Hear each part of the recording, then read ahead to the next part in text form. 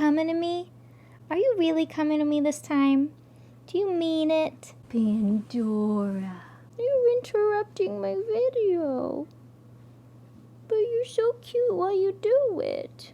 Hello, my dears, and welcome. I am Mariana, and today I'm going to share with you the top 5 post-tarot reading mistakes that people make that prevent them from getting the most out of their reading. So if you've ever gotten a tarot reading or even thought about getting a reading, this is an essential video for you to watch to know exactly what you should do afterwards to really make sure it's as meaningful and profound as it should be. And if you haven't already watched my video on how to properly prepare for a tarot reading, definitely go check that out too, so that you get all my best tips on how to make sure you're ready for your reading and you know exactly what to do afterwards. So hop over there and go check that out. And yeah, if you're ready, I'm ready. So let's dive in.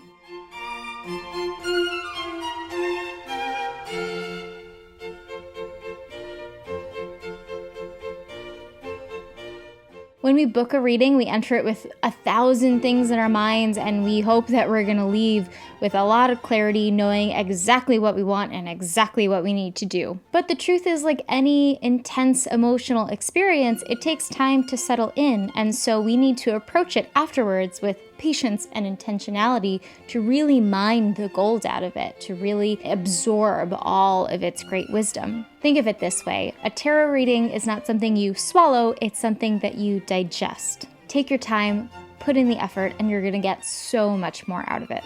The first major mistake people make is to not leave time to decompress. I get it, time is short. There's dinner to make and Zoom calls and laundry. Why is there always so much laundry? But when you're scheduling a tarot reading, you really have to also schedule in time before and after the reading to decompress and let everything have space to resonate inside of you. If you rush out of your reading and go right back to work, you're going to have to file away everything that happened in your reading. You're leaving it to be processed another time. Our psyches are delicate, and when they're primed for transformation, when they're open to a new magical awareness for change or realization, it's that moment that we really have to follow through. The precious minutes after a tarot reading is the moment when we are most electrified by its messages. So we really can't miss that opportunity to sit with everything that happened, to internalize it, and manifest what needs to come next for us. The second most common post-tarot reading mistake I see is not asking the right questions. Now I know we all think we need to go into the reading with questions, not leave with them. But honestly, it's usually after the reading that you realize the question you meant to ask all along. So often I have clients come to me who ask things like, should they start a new job or should they stay with their partner? And by the end of the reading, it's clear that what they really mean to ask is, where do they find the courage to make the change they sense is necessary? It's after a reading that we find the truths that we really need to get to in order to move forward. To help clarify what this truer question is, I recommend these 3 prompts to kind of get at what's going on inside of you. Firstly, how has your perspective changed from before your reading? Are you more confused?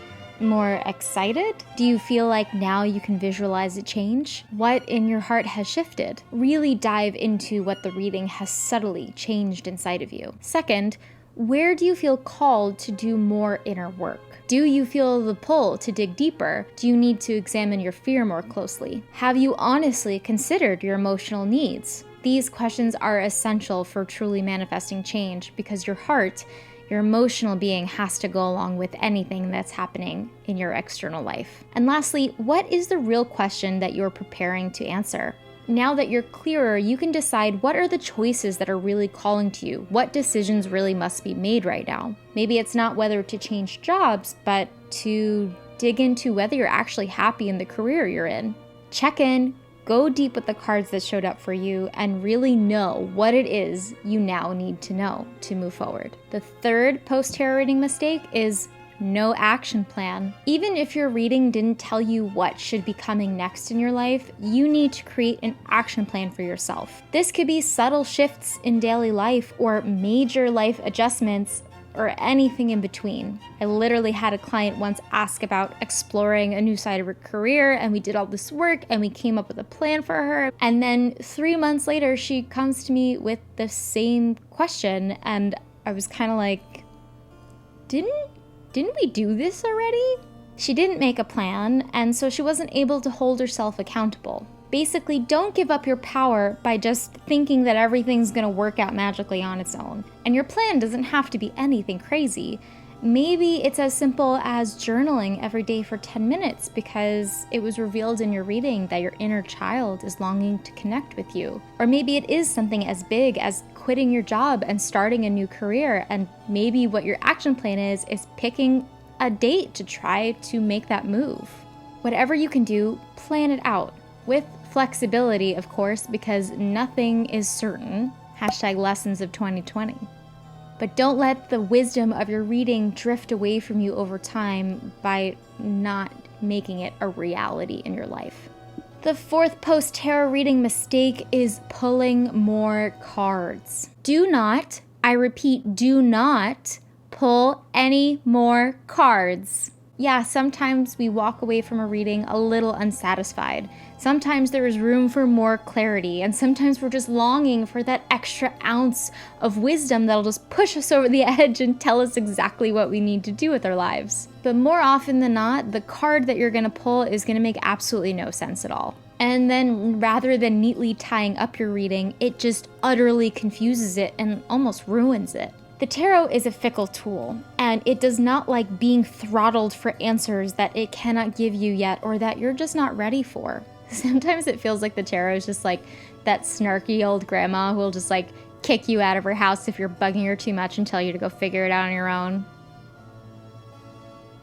And honestly, I personally believe that if you leave a reading feeling like you need more answers, then you're probably in what I call the tailspin phase. You're just skating the surface of some really big question that you're absolutely terrified of and are just avoiding with every ounce of your being.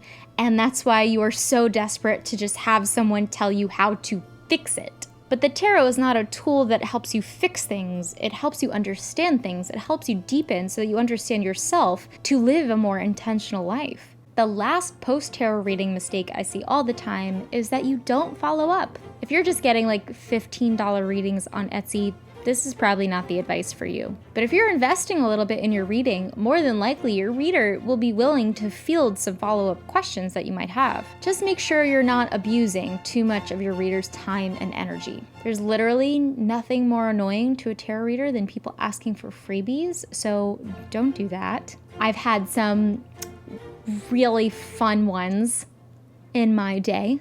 I've had people ask me if I'd be willing to pull one card from them, and then they send me a 5,000 word letter about everything that's ever happened to them in their life. I've had people do readings for themselves and then send me a picture of the reading and ask me to interpret it in full. And most recently, I had a stranger on the internet ask me to do their homework for them. Okay, I guess that one's not really about tarot, but you get what I'm saying. Why?